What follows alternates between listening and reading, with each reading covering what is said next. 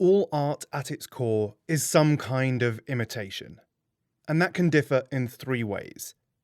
The medium, what form you're telling the story in, the object, what are you telling a story about, and the mode, how are you telling the story. So how imitation works. Artists and people in general will imitate out of habit to show all of the different things they see or feel by singing, dancing, acting, painting, sculpting, and writing. And whatever they are imitating will be produced by using rhythm, repeated pattern, language as a way of communicating, or harmony, forming a pleasing whole.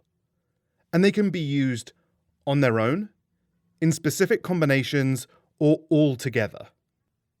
For example, music tends to worry about rhythm and harmony, but in dancing, you can just use rhythm.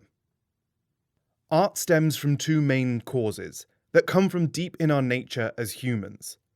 The first is that we learn using imitation, and the second is our instinct for rhythm and harmony.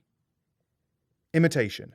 Humans imitate from the people around them more than any other animal. From our infancy through to adulthood, we learn by imitating. It's the single most universal experience of being a human being. It's why you have to watch what you say around children and why you should lead by example, because children and co-workers will take you as a reference for how to do things and how not to do things, and what behavior is acceptable or unacceptable. And we do this out of our desire to learn. Learning something new is a pleasurable and energizing experience for people. And we like good imitation because we end up recognizing the thing being imitated, thinking about it, and learning something new. And even if you haven't seen that behavior or scenario before, you can still take a lot of pleasure from seeing the skill of the imitation. Harmony and rhythm are skills that people naturally have and can be developed through study and practice. The ways you can imitate. The way a specific story is imitated can vary massively depending on who is telling the story. Different writers telling the same story about the same people doing the same things won't necessarily tell that story in the same way. They might use narration as a device, where they take on a character's perspective, or if they're speaking as an outside voice, or they might just show the characters as if they're real people doing whatever they have to do and the audience is just observing. And these different approaches change how we take in and understand the story. As writers, we imitate what people do, and the audience will judge the characters based on if they're a good person or a bad person. Their morality can be exaggerated to make them better or worse than real life, or we can imitate them accurately.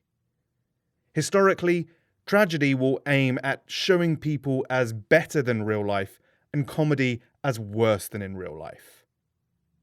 Why labels don't matter.